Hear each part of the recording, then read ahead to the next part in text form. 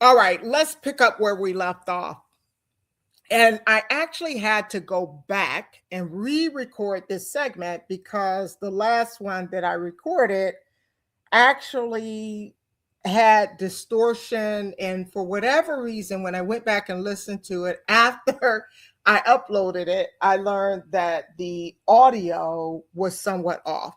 So, because I wanted to make sure that you get the information, I wanted to go back and re-record. Okay, so this is my attempt and helping to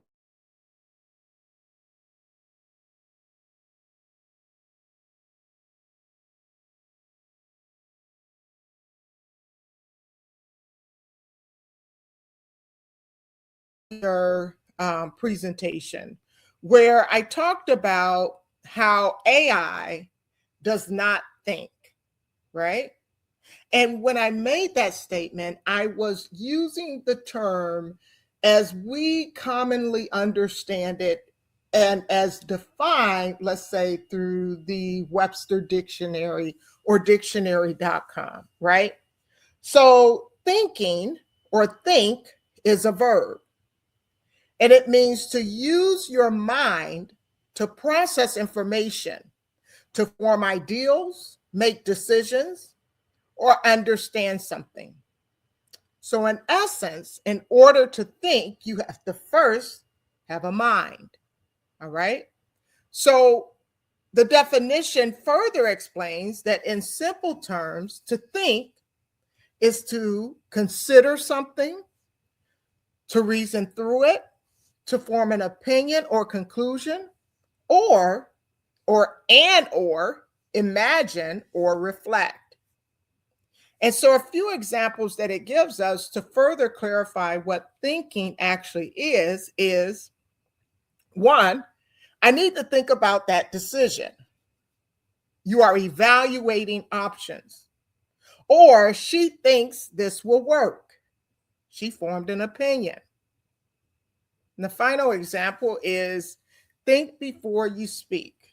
Pause and process before acting. Okay. And so thinking is, I termed it or defined it as I made the declaration that AI does not think, involves recalling information, analyzing patterns, weighing possibilities, and or making meaning from what you know. Okay? So it can be solving a problem, logical thinking, creative thinking, generating ideas, reflective thinking, and examining past experiences, or intuitive thinking, quick or experience based judgment. Thinking is a human process of understanding and reasoning. So AI does not think, and it definitely doesn't think in this way. AI predicts patterns based on data, but it does not have awareness. It does not have understanding, nor does it have intent. So when people say AI is thinking, what they're really seeing is just a fast pattern prediction that looks like thinking. It is not thinking. AI does not have the ability to think. Okay. All right. So I'll stop there and get back to the topic at hand. But I wanted to clarify that for anyone who had any um, confusion, and so that we do some correct fact checks, right? All right. So today, what I really wanted to talk about was venture capital, right? The money behind the network, behind the machine, right? The money gate. So I wanted to talk about how that funding and that network began to generate money into this ecosystem, I guess is what I'll term it as. Okay. So venture capital is not just funding, it's selection. In essence, it decides which ideals receive enough money to scale. So we talked earlier about the Founders Fund, which was co-founded by Theo Howery and Nosek, and it became one major vehicle through which this network funded later companies. Business and venture profiles widely identify Theo Howery and Nosek with Founders Fund and follow-on investment influence. So now we have to talk about the money. We got to talk about the money so you understand kind of what's going on behind the scenes, because ideals don't scale because they're good. Ideals scale because somebody is willing to fund them. And that is where venture capital comes in. Venture capital is not just money. It's permission, it's oxygen, it's access. See, if your ideal gets funded, you can hire, you can build, you can market, and you can survive long enough to become powerful. But if your ideal doesn't get funded, it may die in a notebook. And no matter how good it was, nobody would ever know the full potential of what it can accomplish.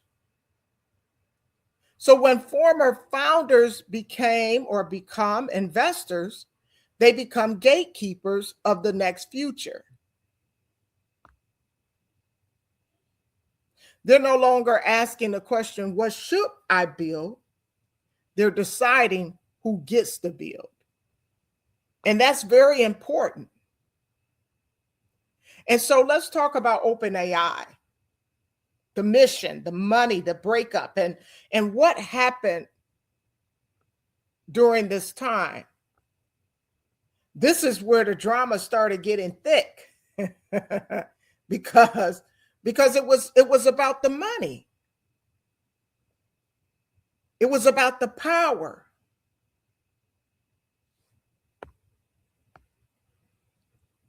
And so now we move from research,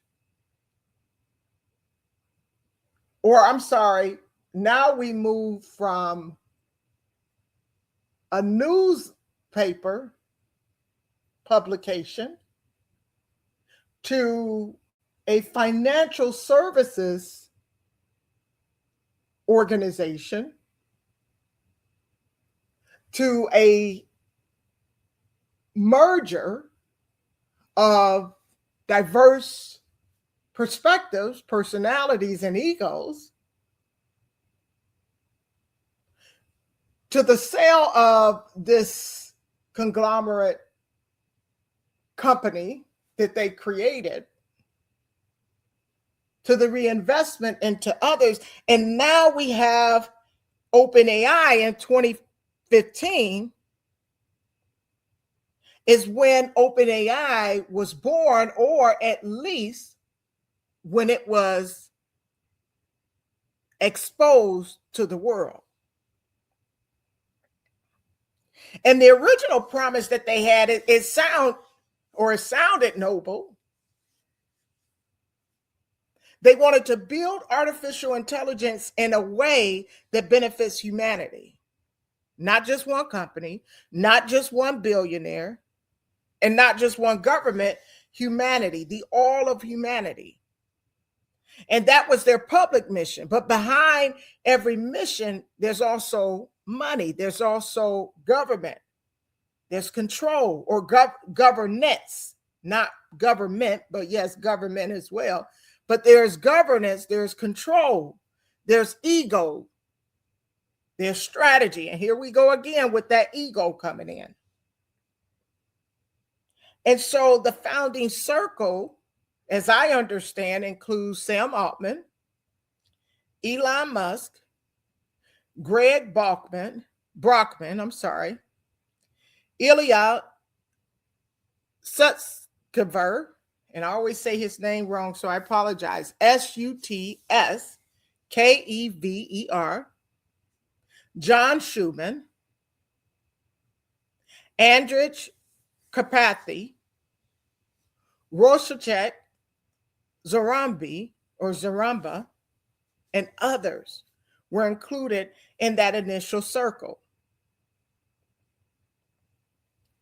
Support was also connected to people and organizations like Reid Hoffman, Peter Thiel, AWS, Infosys, and YC Research. So already this is it's not a little science project in their garage, right? This is elite capital, elite talent, elite networks, and a world-changing mission all sitting at the same table. And then comes the tension, because the question now becomes, who controls the mission? Who gets to decide what benefits humanity means? Who gets the power when a nonprofit needs billions of dollars and compute and compete? This is where their relationships began to crack. And so OpenAI eventually created a capped profit arm, and Microsoft, if you recall, becomes a major strategic partner.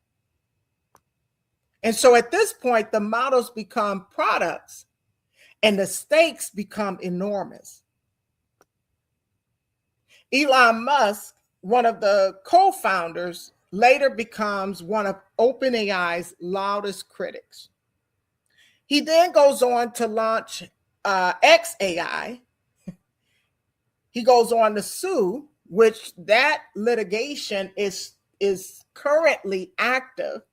And I believe as of April 28th, I think that's when the trials began for this suit.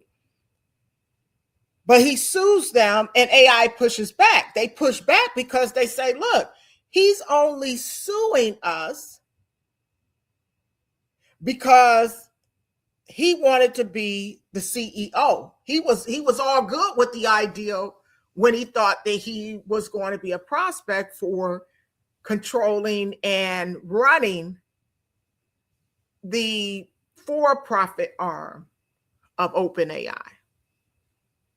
And so the dispute becomes public and legal and extremely personal, because if not to get into the gossip, but get a little bit into the gossip, but if you were following them at that time and even up until now, they started taking some not so nice jabs at each other.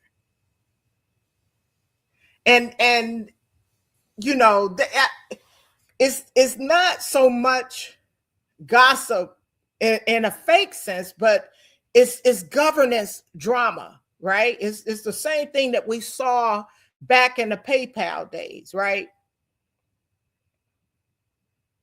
It's an issue of mission versus money at this point.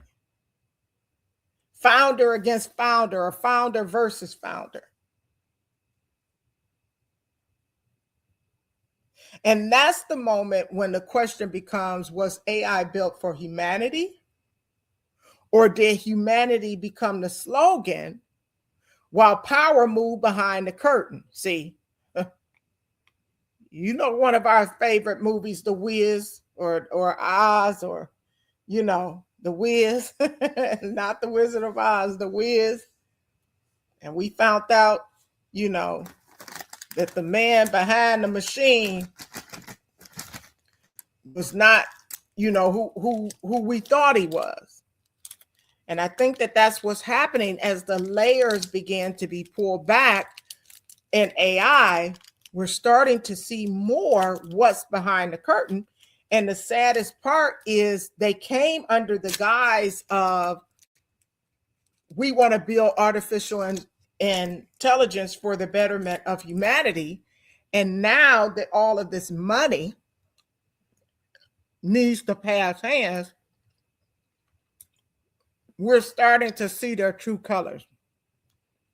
And I apologize, I had to take a ginger chew.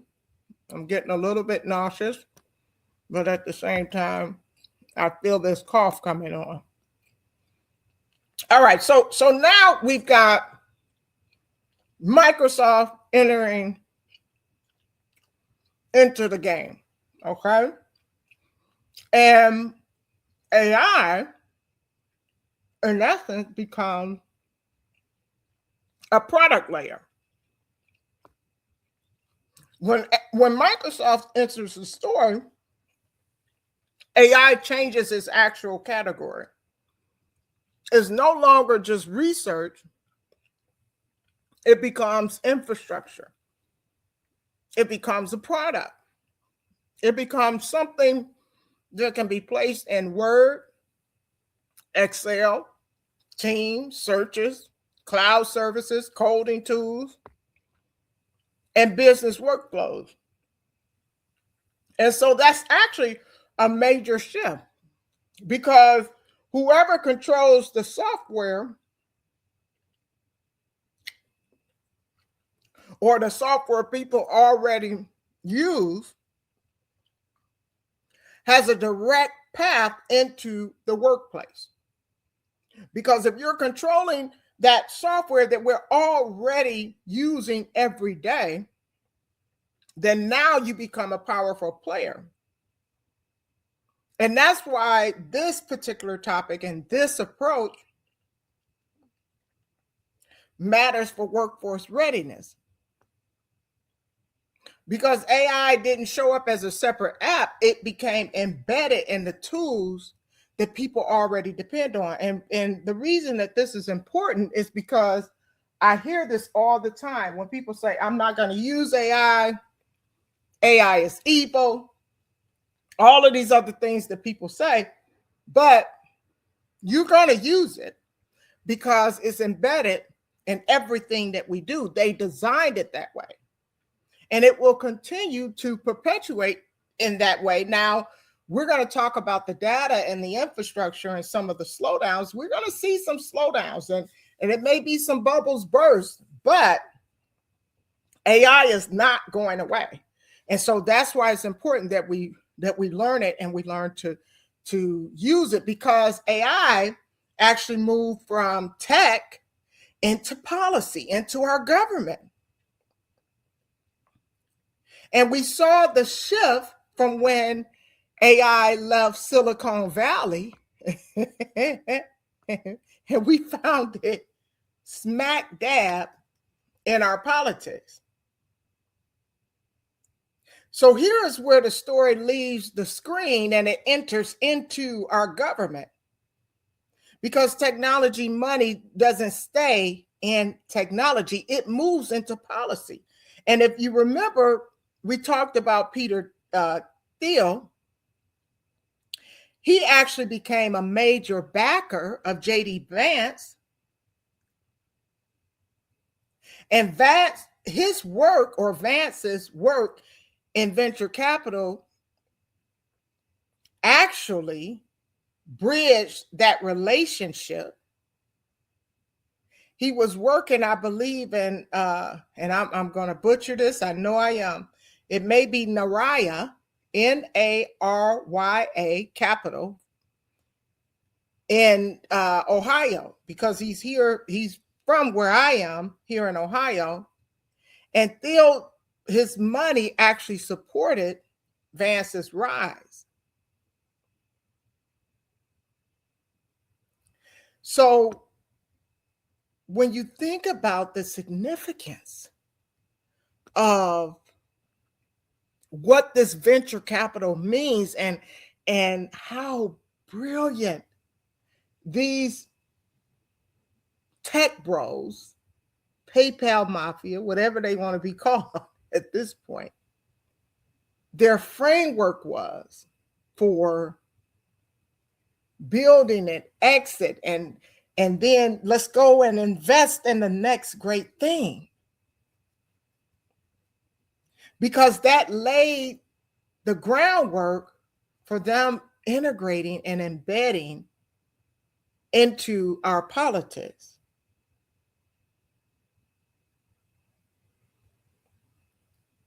I was reading something in the Washington Post as I was trying to gather my notes for this session, and it reported that J.D. Vance actually co-founded Naraya Capital. He co-founded this in 2019 with Colin Greenspan. and he was actually a colleague from Thiel's organization, Mithril. And so at least 15% of the starting capital that was needed to start up J.D. Vance's company came from Thiel. So they had already brokered and built that relationship. And you can say that as a result of that PayPal payout, he had the capital to invest. And so they also say, and I found this interesting, that Thiel donated $15 million to a super PAC supporting Vance's Senate campaign. So they were thick even before he got connected with Trump. And they said David Sachs donated $900,000. Lord, where is this money? Can I get some of it?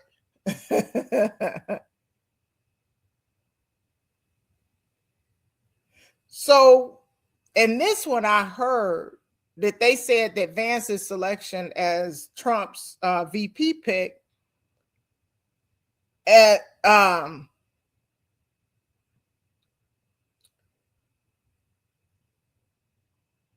was a moment where Silicon Valley conservative landed a tech bro on the ticket. So they needed J.D. Vance in position to further execute their plan. You know, we looking at what's the Project 2025, and these tech bros got a master plan that is so subtle, is so quietly orchestrated. It reminds me of carbon monoxide. By the time you know it's there, it's too late. And so the reason that I bring this up is because I want us to understand that it's not just about apps. It's about who writes the rules. It's about who shapes the regulation. Who influences AI policy, that crypto policy that we keep hearing about, defense policy, labor policy, education policy. So, to me, I don't want to necessarily talk about politics in an AI class, right? But I just want us to understand the connection. I want us to understand the threads. Because AI, it wasn't shaped just by engineers. And in the future, it won't be shaped by engineers, by IT. It's going to be shaped by law. It's going to be shaped by money. It's going to be shaped by policy and power.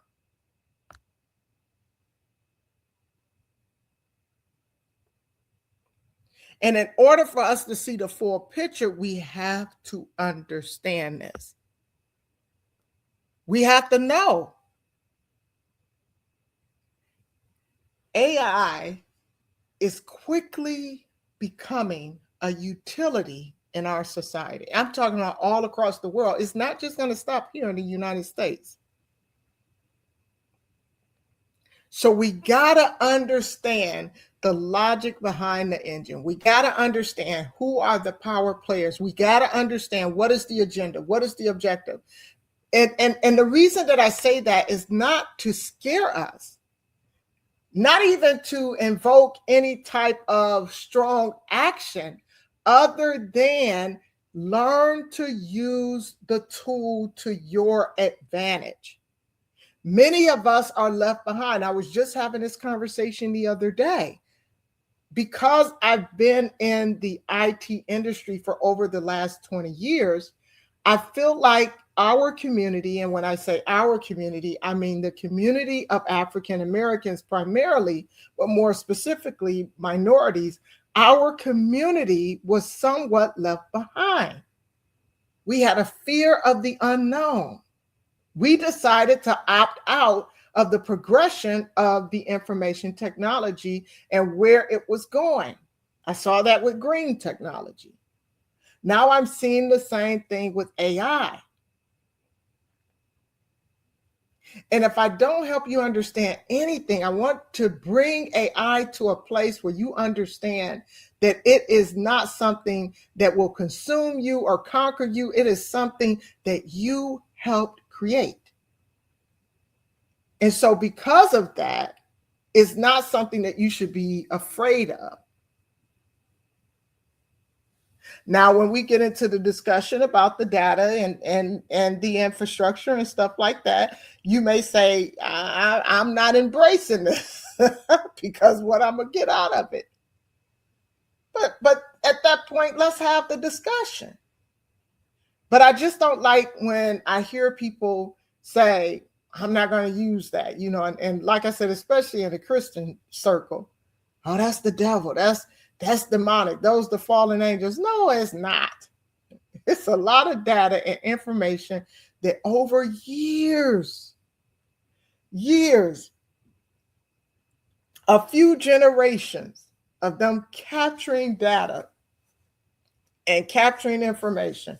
But I won't go down there. I just wanted to help you understand the full thread of how AI came to be within these last two segments that I did. I really wanted to bring that home. And going back, just kind of a recap, it started at Stanford University with the Stanford Review. And that gave us that early relationship network, which, by the way, man, oh man, if I could have been in the room for multiple reasons, but more so to get them to get along, because we go further when we get along, when we come together. Listen, and I'm going to take a few seconds to say this because it's on my mind, but these people have become so engrossed in their own agendas that they forgot about the core of the mission. And I believe that what they set out to do originally is something that our society could use, something that would enhance humanity. But baby, when those egos get into play and all of that conflict, and then they start doing stuff in these organizations that's illegal, that will potentially expose them to possible jail time or something else that will constrain them from being able to lead based on their original objectives, it doesn't benefit anybody. So I wish I was in that room. But anyway, what was I doing? Showing, bringing together the full thread. All right, Stanford gave us the early relationship network, right? Through the Stanford Review and those relationships that were built. PayPal gave us the battlefield, right? Even though I don't like how the conflict ensued, I don't like how they battled against each other because, like I said, that demon, that stronghold, oops, this is the wrong course. But that thing is rearing its head again as we're, cycling through OpenAI. But it gave us the battlefield. It taught them how to debate. It taught them how to leverage brilliance and good ideals out of the conversations, as hard as they may have been. Okay. The PayPal exit gave them the money. Venture capital gave them power to choose the next builder. They making the decisions. Before, they needed investors to help them to even get to the phase of building. Once they built and then they exited, they got the funding that they needed, and they were able to invest the capital that they had acquired into other ventures. Okay. And then their companies reshaped the internet. Internet looks nothing like it used to, right? Before they put their plan into motion. OpenAI brought us the network, or brought the network into artificial intelligence. So OpenAI is the arm that helped to bring the network that they had built into artificial intelligence. And Microsoft helped to turn AI into a workplace infrastructure. Politics brought the whole thing into policy. And that's the thread. That's the thread. Once you see it, you cannot unsee it. AI is not just technology. It's relationships, capital, data, infrastructure, products, politics, and power. All right.